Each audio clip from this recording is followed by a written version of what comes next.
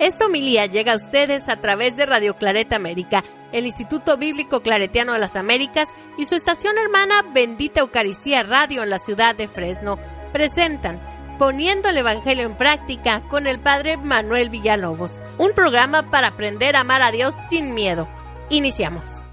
Muy buenos días, muy buenas tardes, hermanos y hermanas que nos sintonizan a través de Radio Claret América. Mi nombre es Manuel Villalobos Mendoza, soy misionero claretiano de la provincia de los Estados Unidos y Canadá. Y es muy grato saludarles a ustedes a través de Radio Claret América y también de su estación hermana Bendita Eucaristía Radio de la ciudad de Fresno, California. Y como cada semana estamos reflexionando acerca de la palabra de Dios con la finalidad de vivir y experimentar al Dios del amor, al Dios de la compasión. Las personas que me han seguido escuchando, ustedes sabrán que son como un tema casi clave que trato de enfocar. Y ustedes se preguntarán por qué tanto énfasis en vivir y en descubrir al Dios del amor y de la misericordia. Porque lamentablemente, prácticamente, la espiritualidad que nosotros experimentamos y vivimos es más bien del Dios del miedo, de la condena, del temor. Y esa manera de entender a Dios como que no le hace mucha justicia al Dios de Jesús. Así que bueno, antes de comenzar nuestra reflexión, les invitamos a ponerse cómodos, cómodas, cerrar los ojos, pedirle a Dios que venga en su ayuda. Señor Jesús, te pedimos que derrames tu espíritu en este año litúrgico que terminamos con la solemnidad de Cristo Rey. Te pedimos que entendamos que el reino de Jesús es un reino de servicio, es un reino del crucificado, es un reino donde toda la gente puede tener una dignidad diferente, puede verse como hermano y hermana.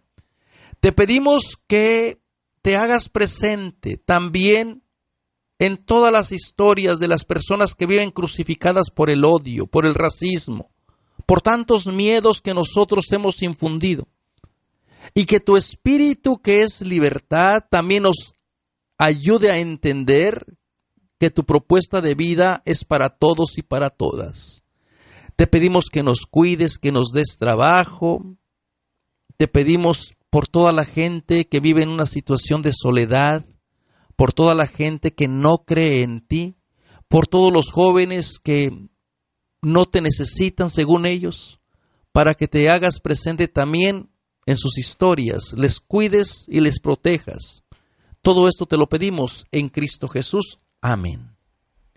Como les comentaba, el evangelio de este día, con este evangelio terminamos nuestro año litúrgico. Dentro de la Iglesia Católica, este es el último domingo para celebrar a Cristo como Rey, ¿verdad?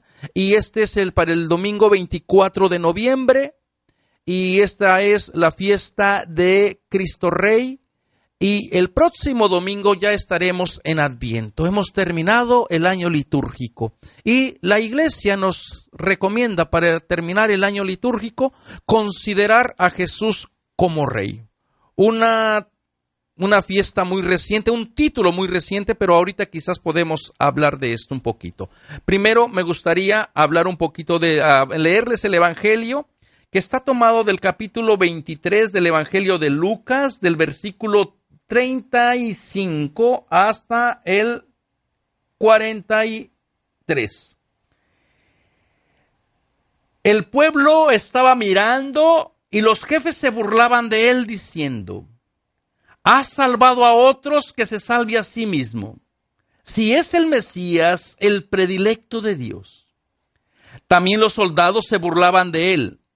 Se acercaban a ofrecerle vinagre y le decían: «Si eres el rey de los judíos, sálvate». Encima de él había una inscripción que decía: «Este es el rey de los judíos». Uno de los malhechores crucificados lo insultaba diciendo: «¿No eres tú el Mesías? Sálvate a ti y a nosotros». Pero el otro lo reprendió diciendo: «¿No tienes temor de Dios, tú que sufres la misma pena? Lo nuestro es justo, recibimos la paga de nuestros delitos, pero él en cambio no ha cometido ningún crimen». Y añadió: «Jesús, cuando llegues a tu reino, acuérdate de mí. Jesús le contestó, te aseguro que hoy estarás conmigo en el paraíso. Palabra de Dios. Hermanos y hermanas, en este último domingo, la liturgia y la iglesia nos invita a celebrar a Jesucristo como Rey. Esta es una fiesta muy reciente, apenas comenzó, creo que en los años 40, muy reciente, donde se le dio a Cristo este título de Cristo Rey. Así que bueno, como que este título tiene muchas complicaciones y yo en lo personal lo encuentro no muy atractivo, porque si alguna cosa tuvo Jesús en su vida es que nunca se quiso ver como rey, nunca se quiso ver como una persona con gran poder. Jesús siempre se vio como el que vino a servir. Jesús se identificó con el pan para que la gente pudiera comer. Este es mi pan, este es mi cuerpo, este es mi sangre, este es el cáliz de la nueva alianza. Así que este título de rey parecería más bien un título que, bueno, a nosotros nos gustaría mucho, y Jesús, por allá hay una expresión del libro del Apocalipsis que dice que Jesús es rey de reyes, señor de señores, pero este ya es un título muy posterior. Realmente en la vida de Jesús, incluso cuando lo quieren hacer a él rey, por ahí en el Evangelio de Juan, en el capítulo 6, Jesús acaba de multiplicar los panes con una gran multitud.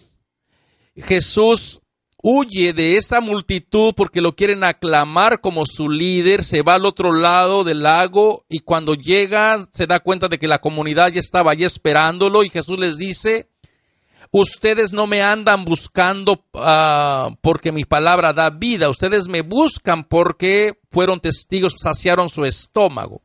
Y les invita a buscar por el alimento que no perece, ¿no? Y dice que toda la gente lo quería aclamar como rey y Jesús se escapó de allí. Como que estas ideas de presentar entonces a Jesús como rey, desde el punto de vista de los evangelios, resulta problemático. Y bueno, también para nuestro país, que soy de México, el hecho de querer tener siempre un rey, cuando la gente en tiempos de la Reforma querían tener un rey, como que nunca hemos tenido esta experiencia, ¿no? Y además esta idea del rey, pues es muy piramidal, porque alguien está arriba y todo el mundo está abajo. Y parece ser que esa no era la actitud de Jesús. Jesús más bien compartía el pan con los pobres, curaba, tocó al leproso, sanaba a la gente. Más bien que Jesús casi siempre se resistía a todas las formas de poder, a todas las formas del templo, a entrar a los palacios. La única vez que menciona que Jesús entró al palacio prácticamente fue para escuchar la sentencia de muerte. Pocas veces que fue Jesús al templo fue para denunciar que el templo ya no era casa de Dios. Entonces, el poder de celebrar a Jesús como rey, pues tenemos que ir cambiando un poquito también la mentalidad. ¿En qué significará su reino? Si su reino tiene una propuesta diferente a los otros reyes. Pues esto es lo que vamos a tratar de hablar el día de hoy. Y he titulado la experiencia de la cruz o el reinado del crucificado porque es ahí donde va a mostrar qué valores quiere presentar Jesús desde la cruz. No se puede entender la propuesta o el reinado de Dios si no se asocia con el simbolismo de la cruz. Lamentablemente también la cruz ha dejado de ser ya el símbolo de horror, de terror que empleaban los romanos, porque ya hemos relativizado la cruz.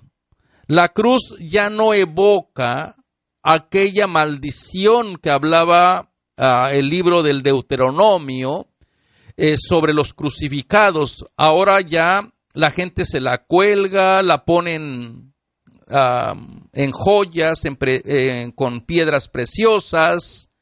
Y la cruz como que se ha domesticado y ya no nos dice nada de el mensaje de la cruz, el mensaje escandaloso de la cruz. No podemos, hermanos y hermanas, de verdad entender en qué consiste el reinado del crucificado si no entendemos el mensaje escandaloso de morir crucificado y con qué finalidad Jesús murió crucificado. Y desde allí podemos entonces hablarle o ponerle los títulos de rey, siempre y cuando sepamos que el reino de Jesús es una propuesta de liberación que incluye a todos y a todas. Entonces, si me permiten, voy a tener que hablar un poquito de la historia de los crucificados, porque solo así vamos a entender la muerte de Jesús y su reino de Jesús de hoy estarás conmigo en el paraíso. Primeramente, el suplicio de la cruz, el ritual de la cruz está bien atestiguado. Hay muchísima información que tenemos de autores del siglo I. La cruz, la manera de crucificar gente no la inventó Roma. Esta es una práctica que viene desde Persia. Pero los romanos elaboraron muy bien el ritual del crucificado con la finalidad de mantener a la población sumisa y causar miedo.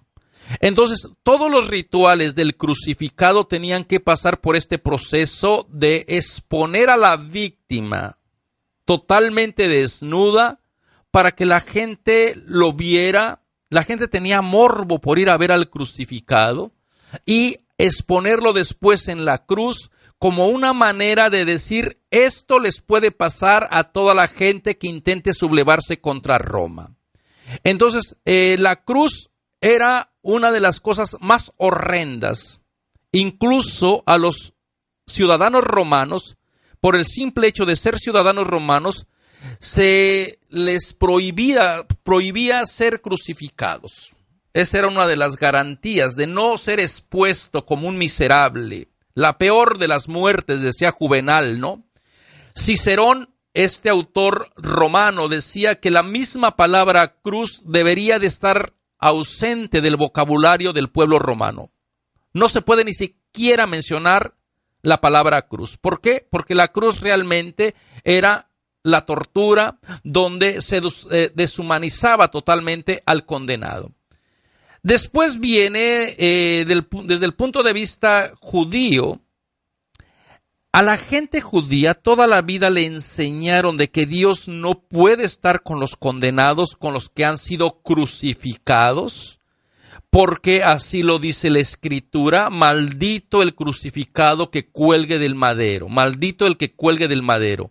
Una reflexión a Deuteronomio, donde el ser crucificado era una maldición desde el punto de vista judío y era un escándalo desde el punto de vista romano.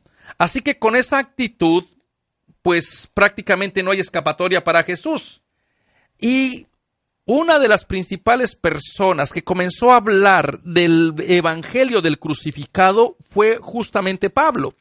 En el capítulo 1 de la carta a los Corintios, Pablo va a narrar con lujos de detalles esta dificultad que tiene la comunidad para entender a Cristo Jesús crucificado, para entender el reino del crucificado. Una vez que Pablo comienza su carta enumerando las divisiones que existen en la comunidad, comienza en el capítulo 1:18, dice: porque el mensaje de la cruz es locura para los que se pierden, pero para los que nos salvaremos es fuerza de Dios, como está escrito. Acabaré con la sabiduría de los sabios y confundiré la inteligencia de los inteligentes. ¿Dónde hay un sabio? ¿Dónde un letrado? ¿Dónde un investigador de este mundo?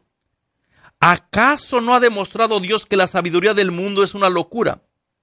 Como el mundo con su sabiduría no reconoce a Dios en las obras que manifiestan su sabiduría, dispuso Dios salvar a los creyentes por la locura de la cruz.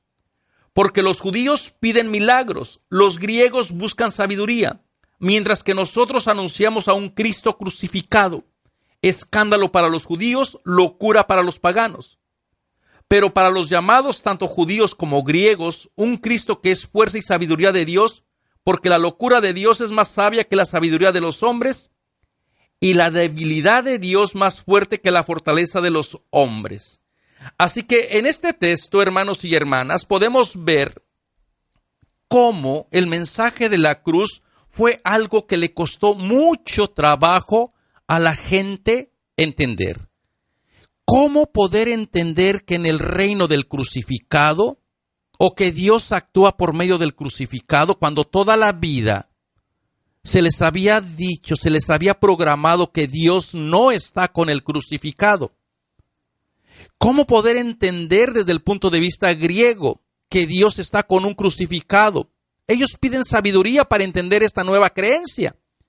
Y Pablo parece ser que no se echa para atrás, al contrario, comienza a hablar de la locura de la cruz. Y es que en realidad, hermanos y hermanas, creer en la locura de la cruz no es fácil. A lo mejor ahora resulta ya fácil porque ya no le damos la importancia que tiene, o como les decía, se ha suavizado, se ha prácticamente, se le ha puesto agua bendita, se le ha puesto alcohol para que ya el mensaje de la cruz nos llegue limpio, nos llegue nítido, sin tener que ya decirnos nada absolutamente diferente. Pero el mensaje de la cruz tiene que cuestionarnos y decir cuál es el reino del crucificado y en qué consiste este rey de crucificados. Y los evangelios recogen claramente toda la historia de la pasión para decir una cosa: Dios se identifica plenamente con el crucificado, con aquella persona que desde el punto de vista de los romanos fue un insurrecto, por estar promoviendo valores alternativos, por crear una casa alternativa, por invitar a la gente a luchar su dignidad, su tierra, por creer en una nueva economía. Y desde el punto de vista de los judíos, Jesús fue visto como un impuro por tocar al muerto, por tocar al leproso, por comer con mujeres, por acoger entre toda su gente a las personas de muy mala reputación, pecadores públicos, prostitutas, y también por igualarse a Dios y por decir que el templo no tenía sentido porque el templo se había convertido en la cueva de ladrones. Así que Jesús prácticamente es una locura para los griegos porque muere como crucificado. Y desde el punto de vista judío es el castigo que Dios le tiene para los malvados y los perversos por haberse atrevido a equipararse con Dios. Así que no hay escapatoria y por eso tenemos esta adversidad en torno a la cruz de Jesús, y todos los evangelios nos van a ir dando detalles de lo horrendo que fue el suplicio de la cruz. Desnudar a la persona públicamente, hacerle cargar el transversal de la cruz, lo único que cargaban eso era, el otro palo ya estaba expuesto afueras de la ciudad, en el lugar más alto para que la gente lo viera. Estar expuesto un cuerpo desnudo, donde pasaban semanas literalmente con aquellos respiros, decía Juvenal, esperando la gente que verlo cómo daba el último suspiro, porque la crucifixión no era una muerte rápida, era todo un proceso muy horrendo, y finalmente bajar aquellos trozos de carne y echárselo a la fosa común donde los perros se comían a los crucificados, pues causaba morbo a los espectadores, causaba asombro. La gente estaba ansiosa de ver algún espectáculo, de ver morir a los crucificados. Y parece ser que va a ser el reinado del crucificado. Dios se va a identificar plenamente con su crucificado, con la gente que nadie quiere, con la gente que es víctima del sistema imperialista, del sistema que causa terror. Dios va a escribir una historia diferente. Y por eso dice que el pueblo estaba mirando y los jefes se burlaban de él diciendo, toda esta idea del espectáculo era parte de la deshumanización que sufría la gente del condenado. La gente tenía placer en ver este morbo, ¿no? Tenemos, por ejemplo, testimonios de un de un procónsul en la ciudad de Alejandría, donde mató a toda la gente que se estaba sublevando, a toda una familia, la mató de nobles, la mató y los expuso, los crucificó y obligó a las mujeres a que vieran al crucificado para meterles miedo. Aquí la gente, tanto el pueblo como los jefes, vienen a burlarse de él, pero también con un sentido de deshumanización. En vez de ver en el crucificado la presencia de Dios, ven prácticamente a un condenado, lo ven a una persona maldita. Por eso también los evangelios nos narran que Jesús murió fuera de la ciudad. Fuera de la ciudad significa fuera de la presencia de Dios, según la teología, según las creencias de aquella gente. Crucificaron a Jesús en el lugar de la Gólgota, fuera de la ciudad, porque no puede haber crimen mientras Dios vea, mientras Dios esté velando la ciudad, ¿no? ¿Se acuerdan ustedes de la parábola de los viñadores homicidas? Un señor plantó la viña, la arrendó, se fue a un lugar lejano y al tiempo de la cosecha mandó a gente, pero los dueños, los trabajadores, maltrataron a unos, apedrearon a otros. Después volvió a mandar otra vez más gente en mayor cantidad e hicieron lo mismo. Y finalmente el dueño de la viña mandó al hijo amado. Al hijo amado diciendo: a este lo respetarán. Pero los trabajadores homicidas dijeron: este es el heredero, matémoslo. Lo sacaron de la viña. Y lo sacaron de la viña y lo mataron. Esa parábola está reflexionando a la persona de Jesús. Jesús muere fuera de la presencia de Dios, fuera de la viña, según ellos, según su creencia, y es asesinado. Muere como una persona maldecida. Entonces la gente viene prácticamente a burlarse y a decir: ¿dónde está tu Dios? ¿Dónde está la experiencia y la confianza que mostrabas de ese Dios al que tú querías y al que tú servías, ¿no? Entonces, has salvado a otros, que se salve a ti mismo. Si es el Mesías, el predilecto de Dios. Y claro, detrás de esta idea está: Dios no puede estar con un crucificado. Dios no puede estar del lado de la persona que muere en la situación en que murió Jesús, según la teología de esta gente. Y bueno, si esta es la gente que conocía de las escrituras hebreas, que habían escuchado: maldita sea la persona que muera crucificado, pues ahora imagínense cuál será la actitud de la gente de los romanos. Los soldados, dice, los soldados se burlaban de él. Esta idea de los soldados, ellos representan la legión, representan al imperio, y también ellos prácticamente casi que no ven en ese crucificado diferencia alguna, porque están acostumbrados a crucificar a tanta gente. Y esta idea de que se les ofrecía un vinagre, incluso parece que el evangelio trata más mejor o de alguna manera más positiva a los soldados que a los mismos líderes religiosos. Porque uno pensaría que ofrecerle vinagre es un símbolo de maldad. Hay una tradición donde a los crucificados se les ofrecía vinagre para amortiguar los dolores, para amortiguar el peso de haber sido crucificado. Servía como un narcótico. Entonces, el hecho de que te sirvan vinagre o que te den vinagre, con alguna otra sustancia, combinado con alguna otra sustancia, era con la finalidad incluso de darte un narcótico para que disminuyeran tus dolores, ¿no? Y bueno, a estas alturas prácticamente el cuerpo de Jesús ya está totalmente deshumanizado, violentado, ya está prácticamente listo para morir, pero todavía Jesús puede y tiene algo que decir, ¿no?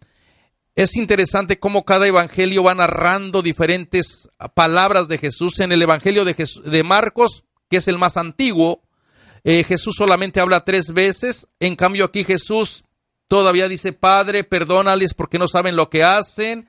Y después dice: hoy estarás conmigo en el paraíso. Y uno se puede pensar, bueno, si una persona está con tanto dolor, crucificada, semanas posiblemente en el suplicio de la cruz, pues como que es más lógico que la gente no tenga ganas de hablar, ¿no? Pero estas historias ya han sido retrabajadas con fines de dar a entender un mensaje de fe, ¿no? Y luego venían y prácticamente lo que dicen los soldados es: si eres el rey de los judíos. No, Jesús nunca dijo que él fuera rey. Los judíos tampoco lo reconocieron como rey. Roma vio a Jesús como un posible candidato a usurpar el reinado, y eso es lo que a Roma le interesa, para decir: te pongo en tu lugar. Tú tenías pretensiones de cambiar la historia, tú tenías pretensiones de hacer nuevas relaciones en torno al amo, al esclavo, a la familia, al hombre y a la mujer. Tú tenías nuevas pretensiones de crear un nuevo orden, de anunciar buenas noticias para todo mundo. Mira cómo terminas. Al final, ¿quién es más poderoso? ¿Jesús, el rey de los judíos, o el rey y señor del imperio, que es el César, el César como el Dios máximo, ¿no? El Divis Filius, el divino César, el divino Hijo de Dios, que también se le reconocía al César. Entonces realmente los soldados están diciéndole: te ponemos en el lugar que te mereces. Si eres el rey de los judíos, demuestra quién tiene poder. Claro, esta es una parodia, esta es una ironía. Saben que los soldados saben que Jesús no tiene poder. Jesús está prácticamente a la vista, expuesto, porque su reinado de los crucificados no se basa en el poder desde lo alto. El reinado de los crucificados se basa desde el poder, desde el servicio, desde la entrega, desde la humildad. El poder de los crucificados viene desde la solidaridad con otra gente que ha sido también crucificada, ¿no? Y aparece en esta historia de los dos ladrones. Era muy común en los crucificados crucificar gente malhechora, gente que vivía prácticamente fuera de la ley. En los evangelios los malhechores o los ladrones no tienen nombre. En la tradición popular les ha bautizado con el nombre de Dimas y Gestas. Estos nombres aparecen en los evangelios apócrifos del siglo III, donde se le da nombre a estos ladrones. Pero en los evangelios canónicos, en los evangelios que la iglesia utiliza, los malhechores no tienen nombre. Pueden ser cualquier malhechor.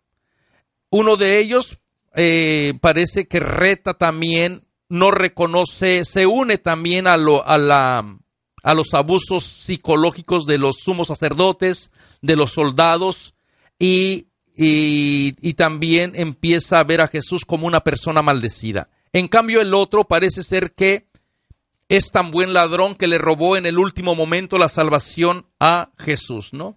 Y le dice: hoy acuérdate de mí cuando estés en tu reino. Y Jesús le contesta: hoy estarás conmigo en el paraíso. Quiero hacer un paréntesis en este tiempo del hoy. El tiempo del hoy no es un tiempo para el futuro, es un tiempo para el presente. Toda la vida de Jesús, toda la salvación de Jesús es una salvación que se ofrece para el hoy, para este tiempo, para el presente. Lamentablemente también se ha creado esta idea de la salvación que viene para el futuro. Y esta no es una manera muy correcta de interpretar a Jesús. Si ustedes se dan cuenta, en el Evangelio de Lucas, allá en la infancia narrativa, cuando nació Jesús, los ángeles se aparecen a los pastores, a la gente que vivía sin honor. Los pastores no tenían buena reputación en el siglo I, porque eran considerados unos ladrones, eran considerados gente impura por no poder guardar las normas de pureza. Cuando los ángeles se le aparece a esta gente impura, simbolizada en los pastores, y lo primero que les dicen: no tengan miedo, hoy les ha nacido un Salvador. Esta salvación que se ofrece a la gente impura, a los que viven sin ley, a la gente ladrona, y es una salvación que se ofrece hoy, no cuando la gente muera, no en otro momento. Entonces, Esta salvación del hoy estarás conmigo en el paraíso también viene aquí otra vez marcada. En la salvación que se ofrece no es cuando la persona deje este mundo y se vaya a otro mundo. La salvación comienza en el hoy. Dios interviene en tu historia. Hermano y hermana, ¿y qué tendrá que ver este evangelio con la idea de celebrar a Cristo como Rey? ¿En qué consiste su reino? Su reino consiste en brindar salvación hoy a gente marginada, a gente que está crucificada también por sistemas perversos, a gente que vive sin honor como vivían los ladrones, a gente que no tiene a quién recurrir. Y en la historia del crucificado tenemos que entender una cosa. Dios se identifica totalmente con el crucificado, Dios muere con el crucificado, y desde este punto de vista sí podemos celebrar entonces a Jesús como Rey, pero a un Jesús que reina desde la cruz, que reina desde el servicio y que reina y que ofrece salvación, liberación para la gente que nadie quiere, para la gente que no es aceptada, para la gente que es rechazada. Celebrar entonces a Cristo como Rey no es la idea del rey lejano, el rey de la corona de oro, el rey que se viste de púrpura, el rey que vive en opulentos palacios. Eso va en contra del hermano Jesús que nació pobre, hizo una opción de vivir como pobre, vivió cercano a la gente, convivió con la gente necesitada, pecadora. Su reinado que comenzó a ofrecerse como una muestra de la gratitud de Dios. Mi reino y su propuesta que consistía en esto, decía ya en el capítulo 4 del Evangelio de Lucas: los ciegos ven, los sordos oyen, se les anuncia la liberación a los presos. Hoy en presencia de ustedes se han cumplido estas escrituras. Así que el hoy, hermanos y hermanas, de la salvación de este Rey de los crucificados, tiene que ser un motivo de alegría, tiene que ser un motivo de decir: qué bueno tener a un Rey de los crucificados, que se baja de la cruz, que camina con nosotros, que comparte pan, que sana nuestras heridas, que nos viene otra vez a curar nuestro corazón y que nos viene a decir: hoy se te anuncia un buen día, se te anuncia una buena noticia, hoy nazco para ti si tú permites que nazca. Hoy se te anuncia la liberación si vives en la opresión, si vives en situaciones de abuso. Dios no quiere que estés en esas situaciones. Hoy se cumplen esas palabras de Dios, como en la sinagoga de Cafarnaún, o también el hoy de este crucificado que te puede decir: hoy estarás conmigo cuando ya llegues a mi presencia. Pero este hoy se tiene que entender iluminado por el hoy también actual. Es cierto que va a haber una salvación que va a llegar a la plenitud cuando lleguemos a la presencia de Dios, pero esta salvación tiene que comenzar también aquí y ahora. Así que, hermanos y hermanas, celebrar a Cristo Rey no es celebrar al Rey lejano, como les decía, al Rey que tiene el poder para someter, para controlar, para manipular, para hacer la guerra. Ese reino no es el reino de Jesús. ¿Y cuál es el reino de Jesús? El reino de justicia, el reino de verdad, el reino donde hombres y hermanos se vuelven otra vez a buscar al Dios de la verdad, al Dios de la luz. El Rey y al reino que Jesús nos invita es al banquete donde todos y todas vengan al banquete, decía en el servicio del Rey, de la banquete de la boda del Rey. Todo está servido. Pobres, lisiados, cojos, enfermos, pecadores, no pecadores. Ese es el reino que Jesús quiere establecer. Y si ese es el reino de Dios, el que no excluye, el que tiene siempre las puertas abiertas, el que es capaz de mostrar compasión y misericordia, pues su rey también debe de ser así. Un rey cercano, un rey sencillo, un Dios que no viene a ser servido, sino a servir. Ustedes me llaman Señor y lo soy. Yo me inclino a lavarle los pies, va a decir por allá en el Evangelio de Juan. Así que, hermanos y hermanas, celebrar a Cristo Rey es celebrar al Rey de los crucificados, al Rey de los pobres, al Rey de toda la gente que sueña con un mundo diferente. Así que sea este Evangelio el que nos prepare para ir cambiando nuestra mentalidad, para ir cambiando nuestra idea que tenemos de Dios y para que Dios vuelva a nacer otra vez y prepare nuestro corazón para esta venida de su nacimiento que estaremos celebrando la próxima semana, pero de un nacimiento cercano, de un nacimiento de intimidad y de una nueva relación. Así que celebrar a Cristo Rey nuevamente, hermanos y hermanas, es volver otra vez a vivir con los valores del crucificado, a volver a creer que sí es posible ser parte de un reinado donde todos y todas nos veamos como hermanos y hermanas y trabajemos por un mundo mejor, un mundo más justo, un mundo más humano. Que el Dios de la vida les cuide y les bendiga. Nos vemos hasta la próxima semana. Los invitamos a escuchar más programas de crecimiento espiritual y emocional en radioclaretaamerica.com y a seguir en YouTube a la Escuela Bíblica Claretiana de las Américas. Visite ibicla.org.